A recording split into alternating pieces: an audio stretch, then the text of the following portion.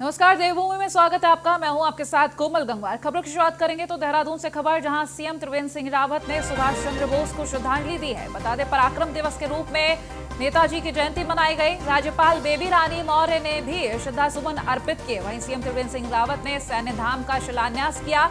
उत्तराखंड में 5वें धाम के तौर पर सैन्य धाम होगा। सैन्य धाम में हर शहीद के परिवार के आंगन से मिट्टी लाई जाएगी। तो शहीदों के परिजनों को मिलने वाली राशि में बढ़ोतरी की घोषणा भी की गई। वहीं राशि को 10 लाख की राशि से बढ़ाकर 15 लाख कर दिया गया है। तो पूर्व सैनिकों की समस्याओं के निस्तारण के लिए जिलाधिकारियों को निर्देश भी इस दौरान दिए गए। माननीय प्रधानमंत्री जी ने, जैसा कि सब आप लोगों को पता है, कि उन्होंने पंचम धाम के रूप में सैन्य धाम की संज्ञा उत्तराखंड को दी थी। और प्रधानमंत्री जी के उसी कंसेप्ट के आधार पर इसको आगे बढ़ाने का काम किया गया। और आज सैन्य धाम का इस बहुत ही खूबसूरत जगह पर आज यहाँ पर शिलान्यास हुआ है।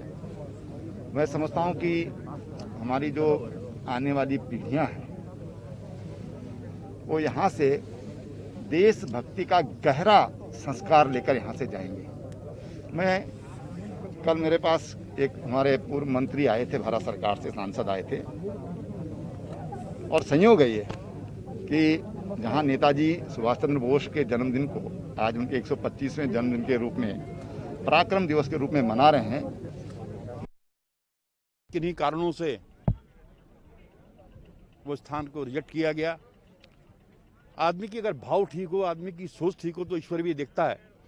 और मुझे इस बात की खुशी है कि आज सैन्य धाम, पंचम धाम मेरी विधानसभा क्षेत्र मसूरी के इस मार्ग पर बना है, जो कि एक हर दृष्टि से, अप्रोच की दृष्टि से देख लीजिएगा, भव्यता की दृष्टि से देख लीजिएगा, सुंदरता की दृष्टि से देख लीजिएगा, एक बहुत सुंदर स्थान है।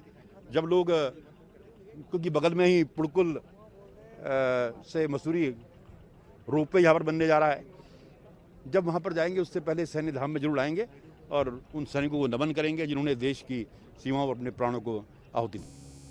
और खबर देहरादून से है, जहां कांग्रेस ने बीजेपी पर निशाना साधा है। विधायक प्रणव चैंपियन को लेकर प्रहार किया है। कांग्रेस प्रवक्ता गरिमा दसौनी ने विधायक पर कार्रवाई की मांग की है। पूरे घटनाक्रम को लेकर जांच होनी चाहिए, गरिमा दसौनी का कहना है।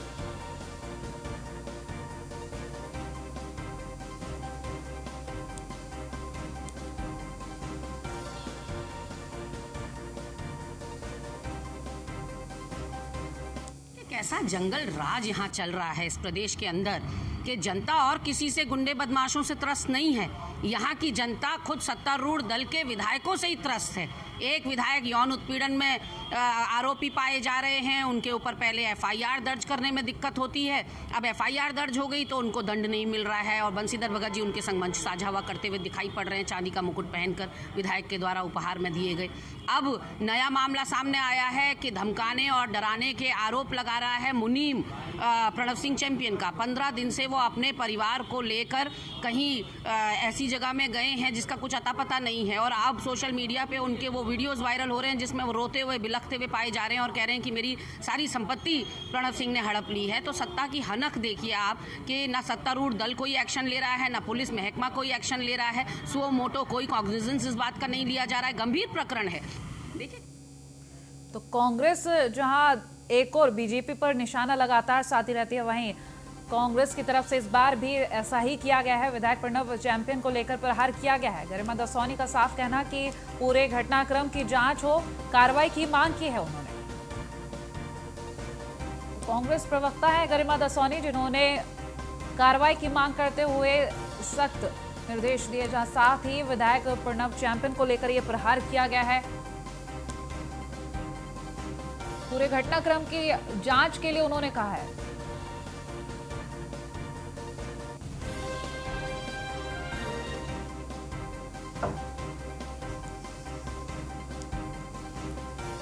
देहरादून से ये खबर हम आपको बता रहे हैं। विधायक प्रणव चैंपियन को लेकर कांग्रेस की तरफ से ये प्रहार किया गया। बता दें, कांग्रेस लगातार जहां बीजेपी पर निशाना साधती रहती है, वहीं एक बार फिर से ऐसा ही मामला सामने आया। विधायक प्रणव चैंपियन को लेकर यह प्रहार किया गया, जहां कांग्रेस प्रवक्ता गरिमा दसौनी कार्रवाई की मांग कर रही हैं, जांच की मांग कर रही हैं।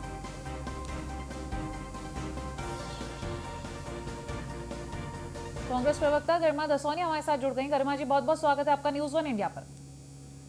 नमस्कार। गरिमा जी, इस वक्त जो आप मांग कर रही हैं कार्रवाई की, तो पूरी बात बताएं और क्या अब उम्मीद कर रही हैं आप आगे? आपने मांग की, क्या उम्मीद कर रही हैं आगे मांग पूरी होगी? नहीं, मांग देखिए, मैं सीधे कहना चाहती हूँ कि इस बात को हमें नहीं कौन सही है कौन गलत है, ये नहीं है कि हो, लेकिन अब क्योंकि वीडियोज हैं वो से मैं इस सुप्तावस्था कहीं चिंता का बन गई है। और तो भाजपा का चरित्र रहा है वो ये रहा है डिप्लोमेटिक मोड में आ जाती है जब कभी भी उसके विधायकों पर बात आती है। अब आप देखिए, के ऊपर 4 महीने की FIR दर्ज नहीं होती इतने बड़े आरोप के बावजूद, और FIR दर्ज होती है तो अभी तक होती। तो कहीं ना कहीं जो प्रणव सिंह का जो पद हमेशा विधायक रहे हैं जी, 6 साल के लिए निष्कासित किया जाना और वहां से 2 साल में वापस ले लिया जाना भाजपा के द्वारा, ये बताता है कि भाजपा को अपने विधायकों से प्यार है कि वो कैसे ठीक है जी। अब अगर गुंजाइश जरा सी भी है, ये उन्हें आप तो कह रहे हैं वीडियोज में कि मेरे परिवार को धमकाया जा रहा है, मेरी जमीन जायदाद हड़प ली गई है प्रणव सिंह के द्वारा, गंभीर मैटर है। तो जनप्रतिनिधि के द्वारा अगर इस तरह से परेशान किया है, इतनी दहशत में वो परिवार आ गया कि उससे ज्यादा हो गया, अंडरग्राउंड हुए जी, तो ऐसे में शासन प्रशासन को ध्यान देना चाहिए, हमारी मांग है।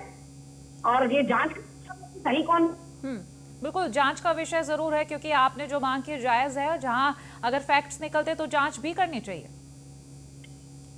गरिमा जी, अगर फैक्ट्स निकलते हैं तो जांच भी करनी चाहिए। आपने जो मांग की है तो फिर जायज ही है, क्योंकि अगर फैक्ट्स आते हैं सामने तो कार्रवाई जरूर की जाएगी अगर ऐसा है तो। मैं तो कहा कि प्रणव जी तो सफाई में अपनी कह रहे हैं, वो ये कह रहे हैं द्वारा मेरा कराए उसकी एवज का मकान नहीं है। ठीक है, बहुत शुक्रिया गरिमा जी हमारे साथ जुड़ने के लिए। लालकुआं से खबर, जहां पूर्व राज्य मंत्री गोपाल रावत ने प्रेस वार्ता की है। बागी विधायकों की घर वापसी बेकार है, पूर्व मंत्री का कहना। जहां साथ ही उन्होंने ये भी कहा कि 2022 में बहुमत से कांग्रेस की सरकार बनेगी। बीजेपी में गए विधायक घर वापसी चाह रहे हैं, तो बागी विधायकों को खाली कारतूस बताया गया है उनकी तरफ से। विधायकों की घर वापसी से कांग्रेस को नुकसान है।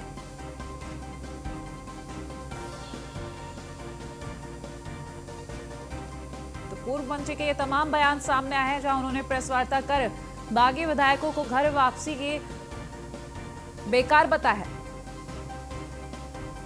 कारतूस हो गए हैं, ये तो समझते ही है।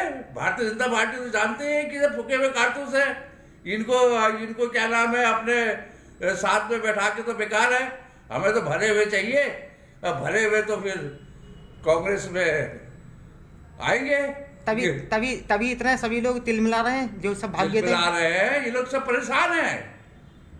त्रिवेंद्र जी तो इनको मुंह ही नहीं लगा रहे कि क्या है करके, एक ग्राम प्रधान को मुंह लगाते हैं त्रिवेंद्र जी, इनको नहीं लगा रहे वो। तभी परेशान है, तभी कांग्रेस, हाँ तभी कांग्रेस की ओर छटपटाहट कर रहे। एक धड़ा जो है कांग्रेस में इनको लेना चाहता है। भाई लेना आए, दिल्ली सरकार में अपना हाजिरी लगाए और दस्तखत दे, माफी मांगे, लिख के दे कि हमसे गलती हो गई, हम ऐसा नहीं करेंगे आइंदा, कांग्रेस को लाए। ये तो खुद छटपटा रहे हैं कि आने वाले समय में कांग्रेस की सरकार आने वाली है। और नरेंद्रनगर से खबर, जहां विधानसभा चुनाव को लेकर सियासत तेज हो गई। उत्तराखंड क्रांति दल का कांग्रेस और बीजेपी पर हमला सामने आया। बीजेपी और कांग्रेस पर प्रदेश को लूटने का आरोप लगाया गया है। तो बेरोजगारी खाली हाथ है, विकास की स्थिति ठप है, क्रांति दल का कहना। 2022 में प्रदेश की भागदौड़ उत्तराखंड क्रांति दल के हाथों में होगी। क्रांति दल की तरफ से ये तमाम बयान सामने आए हैं। साथ ही आपको ये भी बता दें कि रामलीला मैदान में जनसभा में ये जनसभा आयोजित की गई थी, वहां ये निशाने साधे गए। आज हमने नगर में जो ये धरना प्रदर्शन किया है, ये इसका सीधा सीधा जो कमियां दिख रही है वो राज्य सरकार की दिखती है। राज्य सरकार हर चीज़ से विफल है, चाहे कानून व्यवस्था से हो, चाहे रोजगार की व्यवस्था से हो, तमाम चीज़ों में जो विफल हो रही है। इस कारण से आज जो है ना तमाम लोगों ने बीजेपी छोड़ जो है यूकेडी में जो संस्था लेनी शुरू की, और तमाम मुझे लग रहा है कि जिस प्रकार से संस्था अभियान हमारा चल रहा है, दिनों दिन बढ़ता जा रहा है, तो मुझे विश्वास है कि 2022 जो है निश्चित उत्तराखंड क्रांति दल के लिए शुभ संकेत। उत्तराखंड के अंदर भाजपा ने जो 50,000 लोगों को रोजगार देने की बात कही थी, अभी तक यहाँ पर रोजगार नहीं है। 3,000 स्कूल बंद कर दिए, तो बच्चों के रोजगारों पर बाहर के लोगों को डाका डलवाने का काम भारतीय जनता पार्टी के लिए। हम जनता को समझा रहे हैं कि राष्ट्रीय पार्टियां दोनों, चाहे वो कांग्रेस हो चाहे भाजपा हो, अगर भर्ती करते हैं तो भाई भतीजावाद करते हैं, भ्रष्टाचार करते हैं, बेईमानी करते हैं। उसका नतीजा है कि राज्य के अंदर नौजवानों की उपेक्षा हुई है। ये बात हम इनको समझा रहे हैं, गाँव तक लोगों को समझ में आ रहा है, और 22 में उत्तराखंड क्रांति दल के साथ लोग जुड़ने का प्रयास कर रहे हैं, और हमें विश्वास है कि 22 में क्षेत्रीय दल की सरकार बनेगी। उत्तराखंड में 2022 को होने वाले असेंबली चुनाव के लिए सियासत अभी से गरमाने लगी है। उत्तराखंड क्रांति दल ने नरेंद्रनगर के बाजार के मुख्य मार्गों पर जुलूस निकालते हुए प्रदेश सरकार के खिलाफ जबरदस्त विरोध में नारेबाजी की है, और प्रदेश की भाजपा सरकार और कांग्रेस पर बारी बारी से इस प्रदेश को लूटने का आरोप लगाते हुए कहा है कि इस वक्त जो कार्यक्रम उक्रांत लगा रही है और जनता का जो भारी समर्थन उन्हें मिल रहा है, निश्चित तौर पर 2022 में उत्तराखंड की सत्ता उक्रांत के हाथ होगी, और उक्रांत एक मॉडल स्टेट इसको बनाएगी। देखना है क्या कुछ होता है 2022 के चुनाव में, तो देखने की बात होगी। नरेंद्रनगर से न्यूज़ 1 इंडिया के लिए मैं वाचस्पति रहे। और ऋषिकेश में जनता दरबार का आयोजन किया गया। बता दें, नगर निगम के जनता दरबार में महापौर पहुंचे। दरबार में दर्जनों समस्याओं का समाधान भी किया गया है। वार्ड संख्या 2, 3 और 4 में ये जनता दरबार लगाया गया। शिकायतकर्ता से सद्भावपूर्ण व्यवहार पर फोकस रहा। इस दौरान जन समस्याओं के निपटारे की मॉनिटरिंग भी हुई है, तो अधिकारियों ने मौके पर ही समस्याएं निपटाई है। नगर निगम ऋषिकेश जनता की सेवा के लिए लगातार वचनबद्ध है, और उसी क्रम में हमारे जनता मिलन दरबार जो कार्यक्रम है वार्ड वाइज, आज ये दूसरा चरण है। इसमें हमारे वार्ड नंबर 2, 3, 4 के यहाँ पे जितनी भी समस्याएं थी उनको लेकर जनता दरबार लगाया गया। और मुझे खुशी है इस बात की कि हमारे सभी संबंधित जितने भी विभाग हैं, सभी विभागों के अधिकारी यहाँ पे उपस्थित थे, और जितनी भी समस्याएं जनता दरबार में आई हैं, उन सभी समस्याओं के लिए संबंधित अधिकारियों से मेरी यही अपेक्षा रहेगी कि जिस समस्या को लेके जो फरियादी यहाँ पे आए हैं, उनकी समस्या का तत्काल निराकरण हो। नगर और हरिद्वार की बेटी बनेगी एक दिन की मुख्यमंत्री। बता दें, हरिद्वार के दौलतपुर गांव की रहने वाली हैं सृष्टि। बालिका दिवस पर संभालेंगी सीएम की जिम्मेदारी। बालिका दिवस पर सृष्टि विकास योजनाओं की समीक्षा करेंगी। सृष्टि के घर पर बधाइयां देने वालों का तांता भी लगा है। तो एक दिन के सीएम बनेंगी सृष्टि। विकास योजनाओं की इस दौरान वो समीक्षा करेंगी।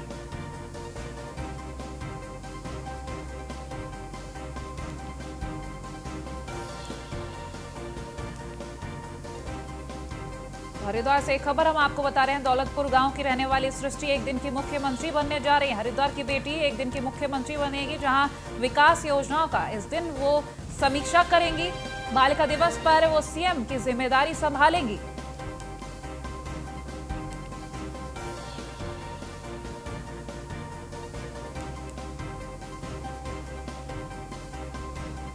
खबर में आगे बढ़ेंगे तो गदरपुर से खबर, जहां सुभाष चंद्र बोस की जयंती पर कार्यक्रम का आयोजन किया गया। बता दें, सेनानियों और वीर नारियों को इस दौरान सम्मानित किया गया है।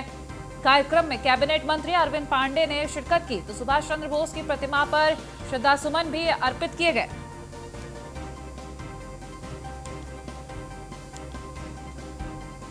इस कार्यक्रम में सेनानियों और वीर नारियों को सम्मानित किया गया। वो हमारे अपने हैं, कोई आंदोलन में है वो भी हमारे किसान है, जो नहीं है वो भी हमारा किसान है, और उनके हित में किसानों की आमदनी दुगनी करने का निर्णय केंद्र गवर्नमेंट ने लिया है। उसी के क्रम में ये बिल लेके आए हैं, हम उसका स्वागत करते हैं। और किसान भाइयों से मैं आपके माध्यम से निवेदन करना चाहता हूँ कि वो मोदी की निष्ठा पे प्रश्न चिन्ह ना लगाएं। ये विपक्षियों का काम है, उन्हें करने।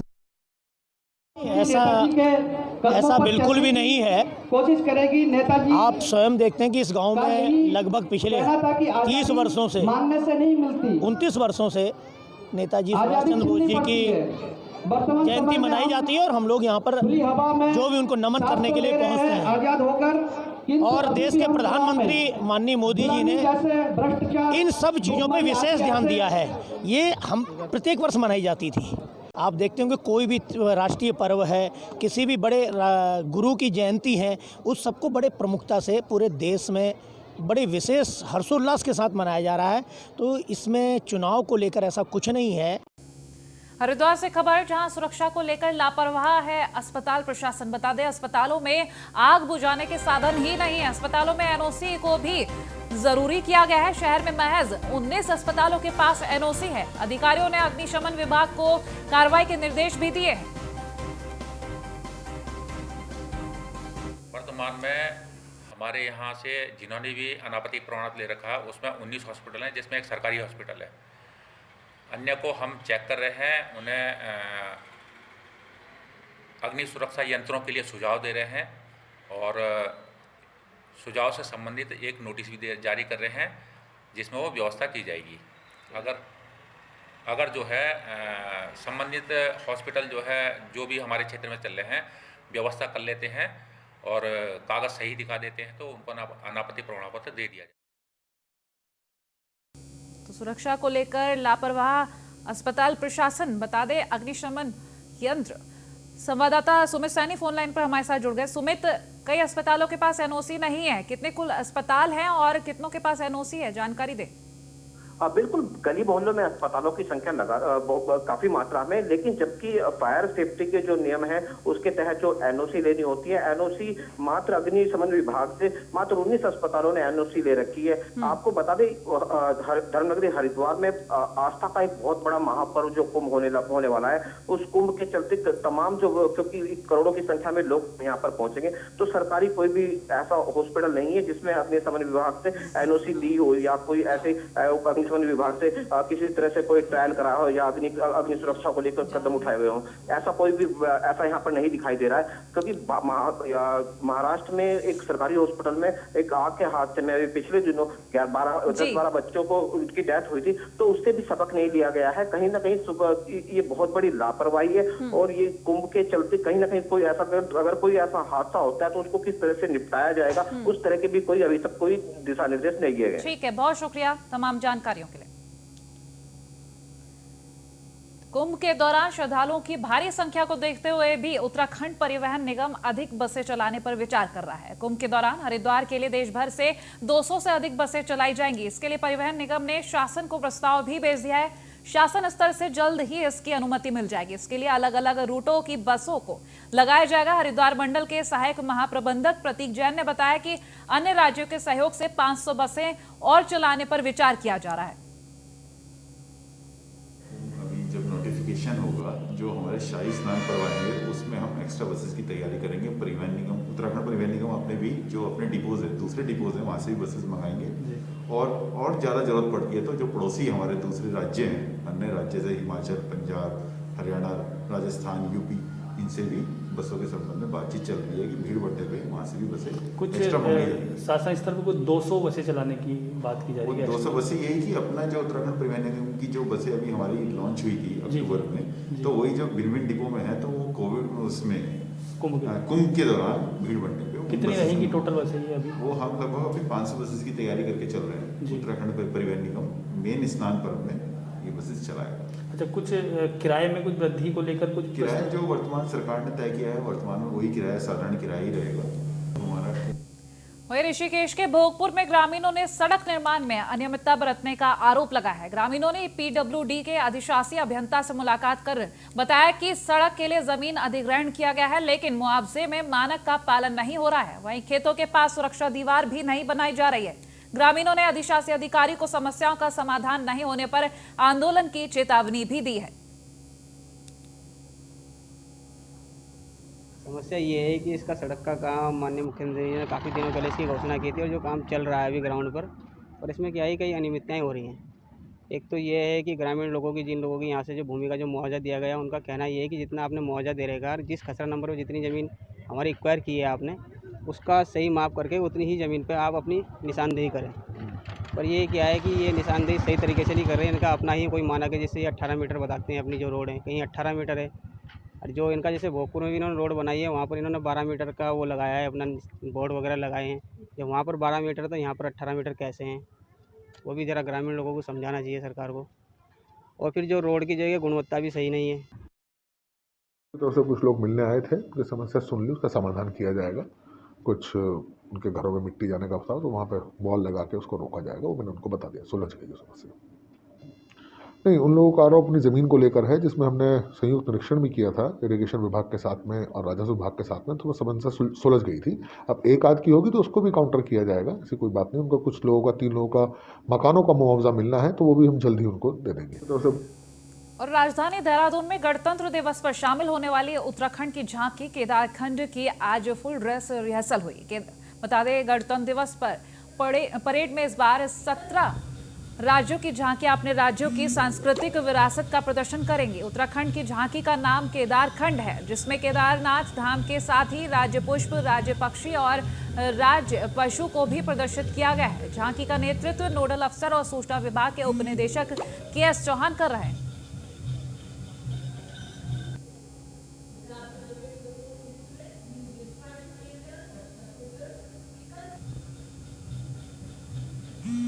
झांकी केदारखंड की रिहर्सल हुई है, वो तस्वीरें भी हम आपको दिखा रहे हैं जहां राज्य पशु, राज्य पक्षी, इन सभी की छवि दिखाई दी।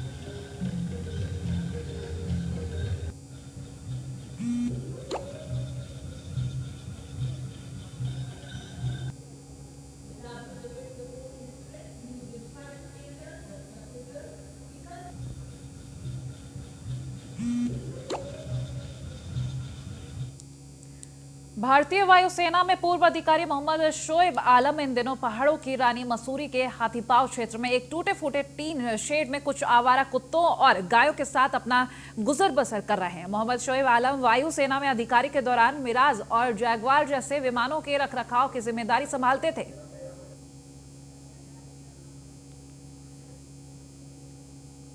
I have been taking care of these animals for the last 4 years and am dedicated to the mountains and animals. तो I am a strong nature lover, तो मुझे नेचर से काफ़ी ज़्यादा मोहब्बत है और मैं जितने जो अबंडेंट लावारिस जानवर हैं मैं ज़्यादातर उनके लिए काम करता हूँ। तो जो मेरे पास अवेलेबल रिसोर्सेज होते हैं, मेरे पास जितना हो सकता है, जो फंड मेरे पास आते हैं या जितना मैं कमा सकता हूँ तो मैं इन लोगों के लिए खर्च कर देता हूँ। जहाँ तक और फिलहाल देवभूमि में इतना ही। देखते रहिए News 1 इंडिया। नमस्कार।